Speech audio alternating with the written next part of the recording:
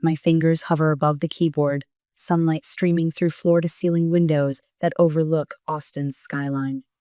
The contract draft on my screen worth 6 figures waits for my final revisions. I've built this life word by word, client by client, far from the ruins of what I once called family. My phone buzzes against the glass desk. Mom's name flashes on the screen for the first time in 12 years. My chest tightens as if steel bands are constricting around my lungs. The familiar anxiety, never quite extinguished, flares to life. I watch the phone vibrate, memories flooding back with each buzz. I press the silence button and return to my work. Some calls don't deserve answers. 12 years earlier, I push open our front door, backpack slung over one shoulder, to the sound of shouting. My steps falter in the hallway. She attacked me. Jake's voice cracks with what sounds like pain. Look what she did. I round the corner into the living room. Jake cradles his bruised hand against his chest, tears streaming down his face. Mom and Dad hover over him, their backs to me. What's going on? The words stick in my throat. They turn, and Mom's face contorts with disgust. What kind of monster attacks her own brother?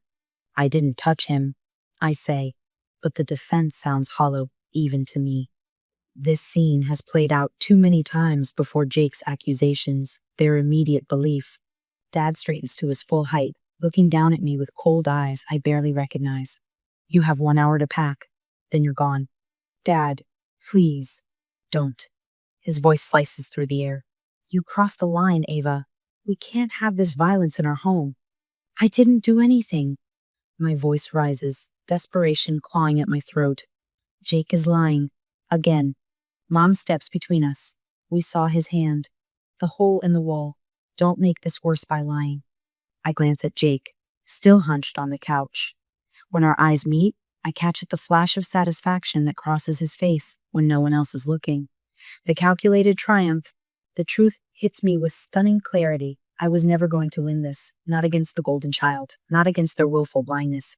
1 hour, Dad repeats, checking his watch. Not a minute more. Rain pounds against grandmother's door at midnight. I stand on her porch, soaked to the bone, a single suitcase clutched in my trembling hand. Water drips from my hair, mingling with tears I've fought to contain for hours. The door swings open. Grandmother's small frame fills the entrance, her eyes widening at the sight of me. Ava? She pulls me inside without hesitation. What happened? They kicked me out. The words burn my throat. Jake told them I attacked him, punched a hole in the wall. She helps me out of my wet jacket, her movements efficient but gentle. He lied again, didn't he? I nod, unable to speak past the lump in my throat. The crushing weight of injustice presses down on my chest until I can barely breathe. Grandmother's knowing eyes hold mine. She doesn't ask for details or evidence. She doesn't question my version. She simply believes me. She disappears into her bedroom and returns moments later, pressing something into my palm. I look down to see 2 crisp $100 bills. This is all I can do for now, she whispers. Use it wisely. I curl up on her couch later that night, staring at the ceiling, a silent vow forming in my heart. I'll never need them again. The next morning, I fill out 3 job applications before noon. My hand shakes as I sign my name, the reality of my situation settling onto my shoulders like a physical weight. That night, I cry myself to sleep, the question haunting me, did I deserve this somehow? The following day, I buy a small notebook with part of grandmother's money. I begin writing my story, the truth no one wanted to hear. The words flow from me, raw and unfiltered. Grandmother finds me on the 3rd day, hunched over the notebook at her kitchen table. Your words will be your salvation someday, she says, squeezing my shoulder. Keep writing, Ava. The truth has power, even when no one's ready to hear it. I look up at her, the only ally I have left in this world. I will. What would you do if your entire family turned against you because of one calculated lie? For me, this betrayal wasn't the end of my story. It was only the beginning of my rise. But when those who abandoned me come crawling back, how far would you go to make them face the truth? My eyelids feel like sandpaper as I shuffle through the diner's back door at midnight. The smell of grease and coffee clings to my hair, a badge of my 8-hour shift. 2 textbooks and a crumpled scholarship application wait in my backpack, silent judges of the study time I'm about to lose to sleep. See you tomorrow, Ava. Marco, the night cook, waves as I punch out. I manage a nod, already calculating the 5 hours until my alarm will drag me to my morning retail job. My uniform shirt, the second of three, I'll wear toe-to-digs into my armpits, still damp with sweat from rushing between tables. The bus ride home is a blur of streetlights and half-formed dreams. I jolt awake at my stop, heart racing with the momentary panic of almost missing it. Grandmother's house is dark, except for the porch light she always leaves burning for me.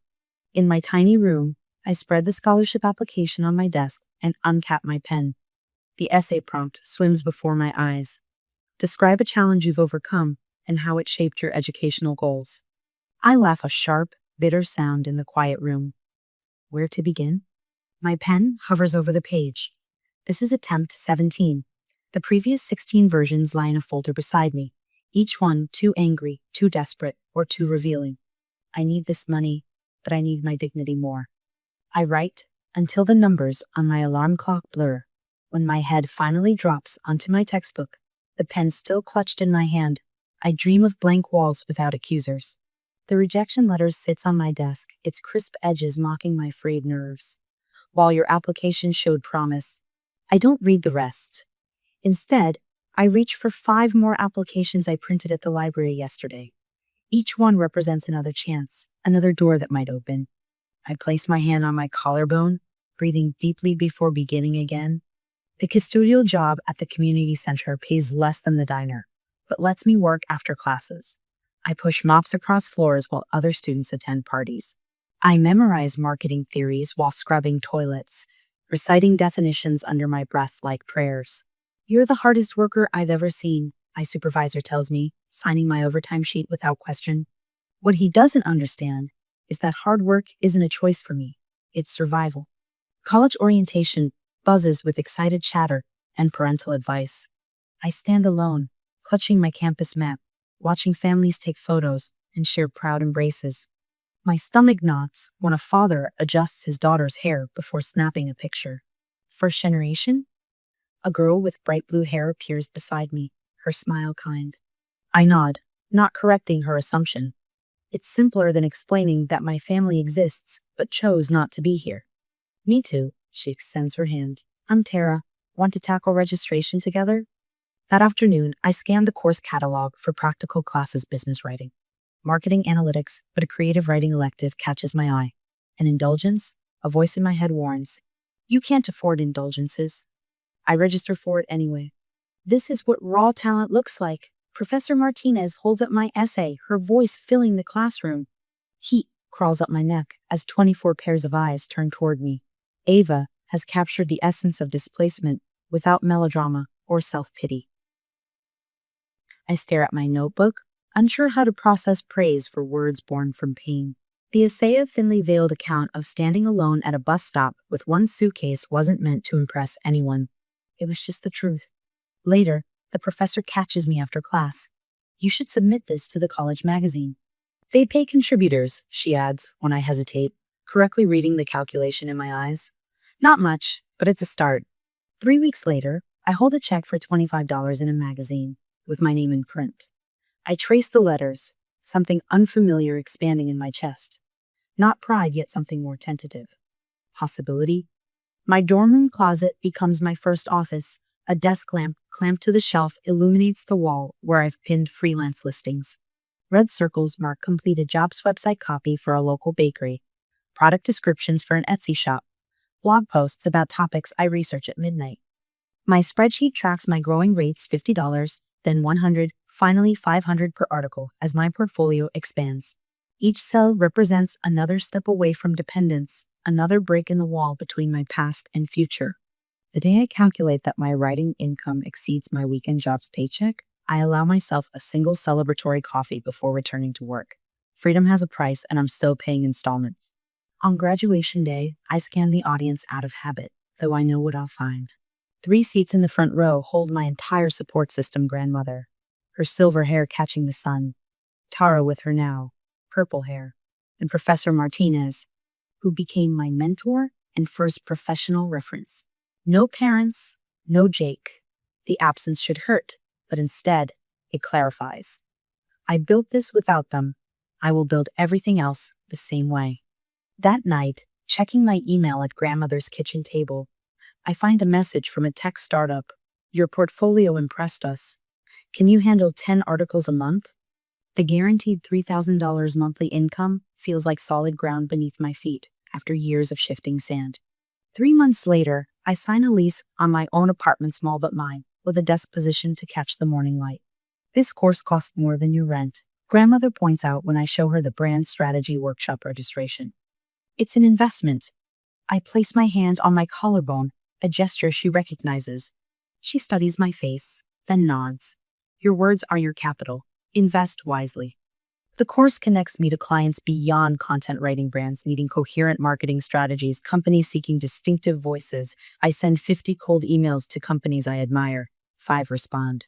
One becomes my first corporate client, offering a $5,000 contract that I review 3 times before believing the number. The first year I clear 6 figures, I celebrate alone in my apartment with a bottle of champagne I've been saving. I pour a glass and stand at my window, watching Austin's lights flicker on as evening falls. Each one represents another person, another story. Mine is just beginning. My name glows on the last page of the contract, black ink against crisp white paper, binding me to a household name in tech. I trace my finger over the zeros in the payments section. $25,000 for a 3-month campaign. More money than I made my entire first year after being kicked out. We'll need your signature on page 12 as well, Miss Mitchell. The company's legal representative slides another document across the glass conference table. His Rolex catches the light as he moves. I sign without hesitation. My hand doesn't shake anymore when faced with opportunities that once would have overwhelmed me. Excellent. The marketing director, Elise, clasps her hands together. And you've prepared the content strategy presentation? I nod, connecting my laptop to the projector.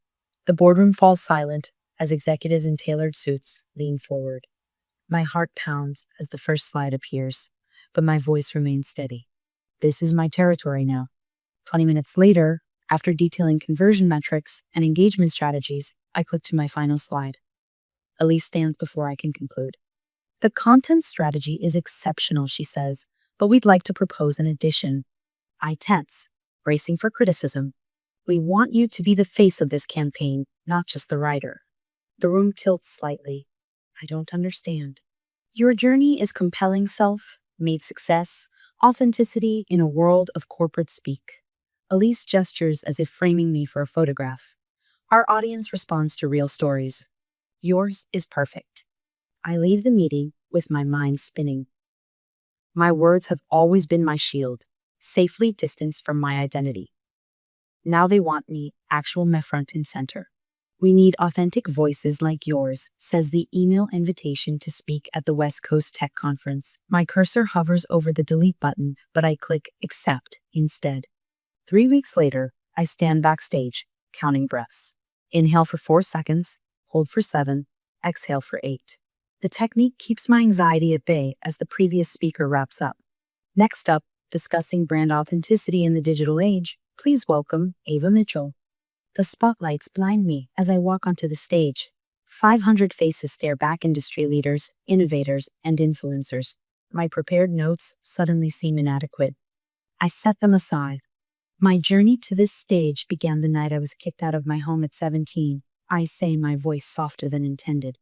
The audience leans forward collectively, straining to hear. A calculated lie destroyed my family relationships, but it also forced me to find my voice. The words flow after that. I speak about resilience, about riding my way out of poverty, about building a business from nothing. The audience nods, some wiping away tears. Authenticity isn't something you can fake, I conclude. It's what remains when everything else is stripped away. The applause thunders through the convention center. What I don't realize as I bow slightly and exit the stage is that conference cameras have broadcast my speech to millions online. Authenticity, it turns out, is also marketable. My phone won't stop buzzing. Notifications flood the screen as I try to order coffee, the next morning meals from industry leaders seeking collaboration, messages from social media platforms about verification requests, texts from former clients congratulating me. Your usual? Asked the barista. I nod, scrolling through the chaos. 3 magazine editors want to profile my journey. A publishing house is interested in a potential memoir. A television producer asks if I'd consider a guest spot on their entrepreneurship show. Then I see Ito text message that stops me cold. Ava, we need to talk. It's been too long, darling mom. 12 years of silence, and now she needs to talk. The timing is hardly coincidental. I pocket my phone without responding and take my coffee to a corner table, needing to process this unexpected blast from the past. By evening, I've made a decision. I text back with a time and place at a coffee shop downtown, neutral territory. Better to face this head on than wonder what they want. The coffee shop door chimes as they enter. They look older, dad's hair now completely gray, mom's face lined in ways I don't remember. But their demeanor remains unchanged, that particular blend of entitlement and judgment that defined my childhood. I remain seated as they approach, forcing them to come to me. Ava. Mom's eyes well with tears that I suspect are practiced. We've missed you so much, darling. Dad settles into the chair across from me, his expression solemn. You look well. Success suits you. Thank you, I reply, keeping my voice neutral. How did you find me? Your speech, Mom says, dabbing at her eyes with a tissue. It was all over our social feeds. You've always had such a way with words. Dad clears his throat. Families should stick together no matter what. It's been too long and life is short. We should put the past behind us. His words sound rehearsed, as if he practiced them in the car on the way over. I take a sip of my coffee, noting how neither of them has actually apologized. How's Jake? I ask. The silence that follows is thick and awkward. Mom fidgets with her wedding ring while Dad suddenly becomes interested in the menu board. He's doing fine, Mom finally says. I wait, but no further details are offered. Interesting. After several minutes of strained small talk about the weather and my apartment neighborhood, Dad leans forward. We're so proud of what you've accomplished, Ava. And it seems like you're doing quite well for yourself. I know where this is heading. What do you want, Dad? Mom interjects quickly. We've hit a bit of a rough patch. Your father's retirement fund took a hit with the market downturn, and I've had some medical issues. Nothing serious, Dad adds, but the bills have been substantial. He reaches into his briefcase and slides a document across the table. I glance down at itemized costs for house renovations, totaling $50,000. We're a family, Dad says, his tone suggesting this explains everything. Family helps each other, right? When I don't immediately respond, his expression hardens. A flash of familiar anger crosses his face, the same look he gave me the night he ordered me to leave. I have a question, I say, my voice surprisingly calm. Did you ever believe me about what really happened with Jake? Mom shifts uncomfortably in her seat, avoiding my eyes. Dad waves his hand dismissively. The past is the past. Jake was a kid. We all make mistakes. In that moment, everything becomes crystal clear. Nothing has changed. 12 years, and they still choose Jake. They still believe his lies. They still see me as nothing more than a resource to be used. I stand up, gathering my things. I have one condition. I'll help you under one condition. My voice remains steady as I deliver these words, despite the hurricane of emotions swirling inside my chest. The afternoon sun filters through the cafe windows, casting my parents in a harsh light that reveals every line etched into their faces by time and choices. Name it, my father says, relief washing over his features. He reaches for his wallet, as if preparing to write down payment terms. I fold my hands on the table. I want a family gathering. Everyone, grandparents, aunts, uncles, cousins, everyone. My mother's smile flickers, uncertainty creeping in. A reunion? After all this time? Not a reunion. I meet her eyes. A confession. The word hangs between us like a dropped bomb. My father's hand freezes mid-reach. I want you both to admit what really happened. Tell everyone how you chose to believe Jake without evidence. And Jake, I take a deliberate breath, needs to confess that he lied about me attacking him. My mother's face drains of color. My father's knuckles whiten as he grips the edge of the table. You can't be serious. His laugh is incredulous, brittlest than ice. Completely serious. My mother leans forward, her voice dropping to an urgent whisper. We can't humiliate Jake like that. His reputation. What about my reputation? The question slices through her plea. The one he destroyed? The one you helped him destroy? Their silence confirms what I've always known. My father attempts to negotiate. We could say it was a misunderstanding, that we all misinterpreted. The truth or nothing, I interrupt. Your choice. They exchange glances loaded with 12 years of protected lies. My father nods almost imperceptibly, and they both stand. We need to discuss this. I watch through the window as they huddle outside the cafe, heads bent together in furious whispers. My father gestures sharply. My mother dabs at her eyes. The familiar choreography of their joint manipulation. When my mother returns alone, fresh tears streak her makeup. Jake has a good job now. This would ruin him. He lives with you still, doesn't he? I ask, though I already know the answer from their financial documents. She nods, eyes avoiding mine. He's saving for his own place. At 33, my father returns, sliding into his chair with the imperious air that once terrified me. You need to let this go if you want to be part of this family. The ultimatum meant to wound, to control washes over me without leaving a mark. I already have a family, I reply calmly. People who actually care about me. I gather my belongings and stand, leaving my coffee half finished. When you're ready to tell the truth, you have my number. I walk out, back straight, eyes forward. The weight I expected to feel guilt, regret, longing is mysteriously absent. Instead, a lightness fills my chest as I breathe in the spring air. In my car, I dial my grandmother. They chose him. Again, I tell her when she answers. They always will. Her voice carries the wisdom of years watching this pattern unfold. That's why you needed to leave. I drive home to my apartment, the evening sunlight gilding the city skyline. The peace I feel isn't what I expected. For years, I imagined confronting them would reopen old wounds. Instead, it's confirmed that the distance between us is necessarily a protective boundary rather than a punishment. At midnight, my phone lights up with a text. Jake. Still playing the victim? Pathetic. I watch the ellipsis bubble as he types more. Don't think you can turn the family against me. They'll never believe you over me. The final text contains a photo. Jake with our parents, arms slung around each other's shoulders, smiling widely. Taken today, after our meeting. A visual reminder of their allegiance. But what Jake doesn't realize is that he's just made a critical mistake.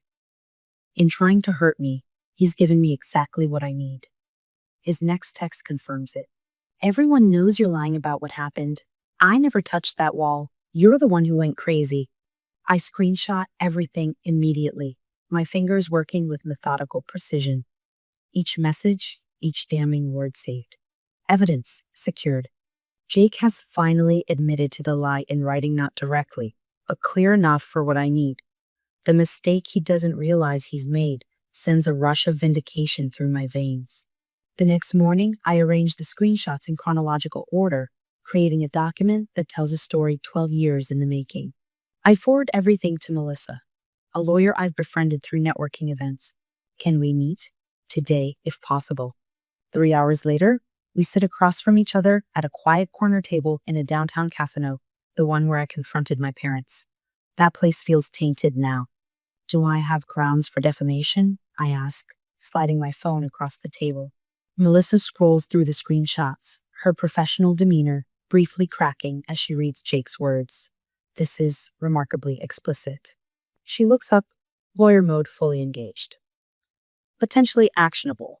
The statute of limitations is tricky since the original incident happened when you were minors, but these new messages restart the clock. The photo with your parents after the meeting adds context that strengthens your case. Her fingers tap thoughtfully against the tabletop. We could file suit, claim emotional distress, demand financial compensation for reputational damage. She studies my face. Is that what you want, though? Legal action? I consider her question as I stir my latte, watching the swirls of cream dissolve into the coffee. The path before me branches in two directions. Pursue them legally, drag everything into public record, force them to defend their lies under oath, or find another way. I don't want their money, I finally say, the realization crystallizing as I speak it aloud. I want the truth exposed. I want them to face what they did not in a courtroom, but in the court of our family, our community. Truth over compensation, Melissa nods. That's actually rare in my line of work. Truth is the only currency they've never offered, I say. It's the one thing they can't buy their way out of. She slides the phone back across the table. Then you have options beyond litigation. A carefully crafted email to family members with these screenshots attached. A request for statements from those who witnessed Jake's pattern of behavior. Documentation from your grandmother about what she observed. As she speaks, a strategy forms in my mind, clear, precise, and devastating in its simplicity. This isn't about revenge, I say, the conviction in my voice surprising even me. This is about finally being heard, about making sure no one else gets treated the way I was. Just remember, Melissa warns, even justified actions have consequences. Are you prepared for the fallout? I think about the 12 years I've lived without them, the strength I've built, the life I've created. They already took everything they could from me. All that's left is the truth hand that was never theirs to keep. I look down at Jake's messages again. 12 years of lies condensed into careless confessions. The ammunition is now in my hands, not for destruction, but for liberation. The question is no longer what will I do with it, but when. Evidence spreads across my desk like a battlefield map. Old diary pages yellowed and worn bear witness to Jake's patterns in my careful teenage handwriting. Screenshots of texts glow on my tablet screen, his words illuminated in digital permanence. A voice recording sits ready on my phone. Grandmother's steady voice recounting what she saw the day Jake claimed I attacked him. And finally, the photos I'd forgotten. I had snapshots of an undamaged wall taken hours after Jake claimed I punched through it. 12 years of silence ends tonight. My fingers hover over the keyboard, not unlike they did when Mom's call interrupted my workday last week. But this time, I'm not the one being interrupted. I'm the one taking control. The email is already drafted, waiting. I read it over one more time. To my extended family. I haven't shared my side of the story until now. Here's why I disappeared 12 years ago. I'm not seeking money or sympathy. I don't ask for your judgment. I only want the truth known. Attached, you'll find documentation that speaks for itself. Ava, simple, factual, devoid of accusations or emotional pleas. Just the truth organized chronologically in a neat PDF attachment. I click send before I can reconsider. The whoosh of the outgoing message sounds like freedom. Within an hour, my inbox starts to fill. I always suspected something wasn't right. Aunt Sarah's message arrives first, her words confirming what I'd sometimes wondered had others seen through Jake's act. Uncle Mark's message hits harder. Jake tried to blame our son for stealing money last Christmas. We didn't believe him, but we never connected the dots to what happened with you. The most painful response comes from Cousin Rachel. He told everyone you had mental problems. I'm so sorry we believed him. I should have reached out sooner. My phone starts ringing, names I haven't seen in years flashing on the screen. I let most go to voicemail, needing time to process this flood of long overdue support. When my phone vibrates with Jake's name, my chest tightens. I answer on speaker, setting it on my desk while I continue organizing responses. What the hell do you think you're doing? His voice sounds different, pitched higher, with a tremor I've never heard before. Sharing my side of the story, I reply, surprised by the steadiness in my voice. You can't do this. People are calling me, asking questions. That must be uncomfortable for you. His breathing turns ragged. It was just teenage stuff. Why are you doing this now? It was 12 years ago. I say nothing, letting the silence stretch between us. Fine, I hit the wall myself, but you weren't innocent, he suddenly blurts, then immediately curses under his breath. I end the call and save the recording. My phone continues buzzing with notifications. A group text from my parents to relatives appears. Ava is manipulating everyone for money. She approached us recently asking for help with her failing business. A bold lie. Evidence of more manipulation. Within minutes, family members flood the thread with screenshots of my success, links to my speaking engagements, and copies of my evidence. Mom's tearful voicemail comes next. Why are you destroying this family after everything we've done for you? I deleted halfway through. Dad's email arrives with clinical precision. We'll never forgive you for this public humiliation. Some things should remain private, Ava. When I call grandmother to update her, she sighs deeply. They're afraid of losing face with the country club crowd. Your parents care more about appearances than truth. Always have.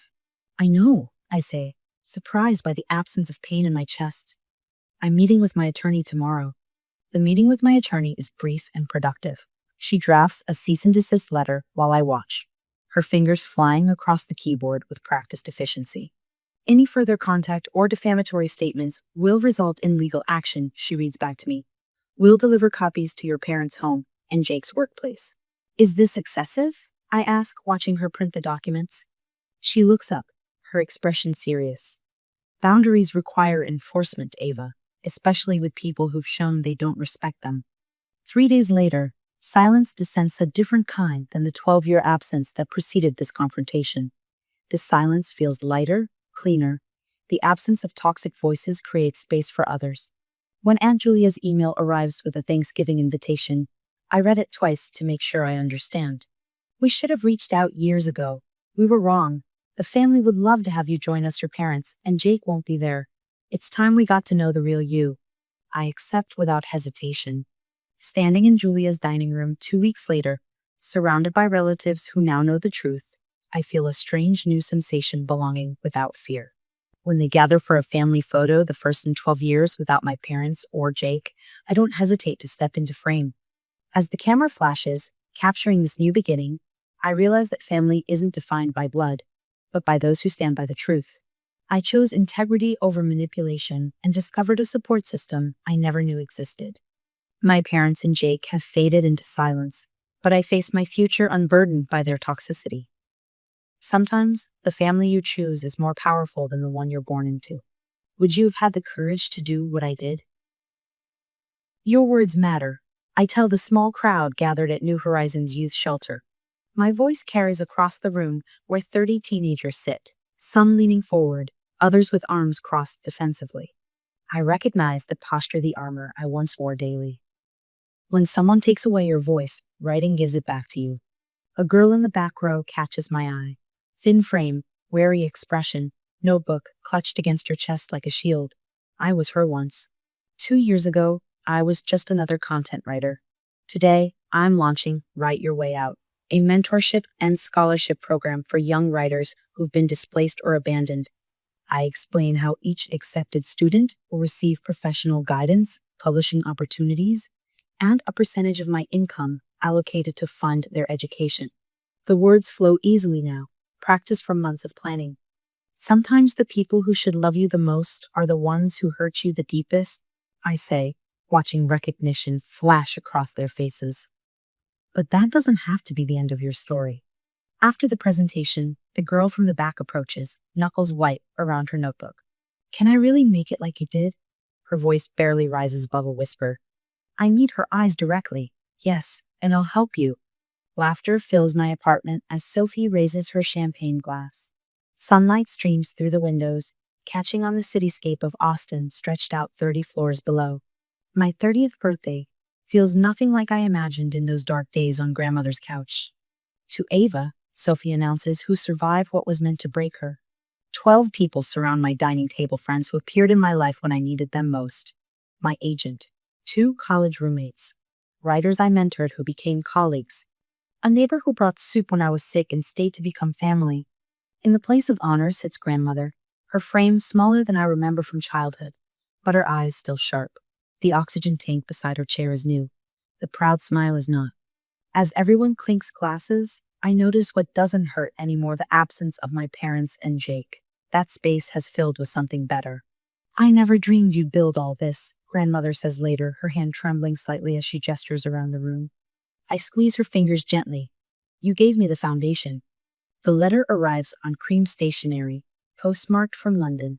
Dear Ava, I've just returned after 5 years abroad. My son James showed me everything, your emails, the evidence, all of it. I should have contacted you sooner. I suspected Jake's nature for years. The way your parents enabled him, they couldn't face the truth. It was too painful to admit they'd created the monster themselves. If you're willing, I'd like to meet when I visit Austin next month. Your aunt? Eleanor. I fold the letter carefully, sliding it back into its envelope. The rage that once would have ignited at any mention of my family has cooled to something resembling understanding. Not forgiveness. I don't owe them that, but recognition of the broken systems that created all of us. I don't need their acknowledgement anymore. The doctors say 6 months, grandmother whispers, her bedroom at the assisted living facility bathed in afternoon light. Maybe less. I sit beside her, our hands intertwined on the quilt she made decades ago. You did what I never could, she says. You broke the cycle. From beneath her pillow, she pulls out a leather-bound book. I've kept this since the night you arrived at my door. Every step, every triumph. I open to the first page, see her neat handwriting documenting the night everything changed. Ava arrived tonight, soaked through, one suitcase. They've thrown her away, but they don't know what they've lost. This is your story, she says. Use it to help others see their own strength. The memoir takes shape on the same kitchen table where I once filled out job applications with shaking hands. Words flow from my fingers, 12 years of distance giving clarity to the pain. When I reach the dedication page, I don't hesitate. For my grandmother, who believed me. The publisher calls with the offer 6 figures for my story, the amount my parents once needed from me. The irony isn't lost on me. I send the advance copy to their address, not for reconciliation but acknowledgement. The return receipt comes back with my mother's signature, proof it was received, even if never read. Waves crash below the cliffside riding retreat in Santorini. My laptop open, I check my email one last time before disconnecting for the day. Miss Mitchell, I got accepted to college. Full scholarship. You were right about everything. Thank you for believing me. Mia. I smile, tucking my hair behind my ear as I close the email. The final page of grandmother's journal sits beside me, finally read after her funeral last month. She will thrive without them. I close the journal and open a new document. It's time to write the next chapter.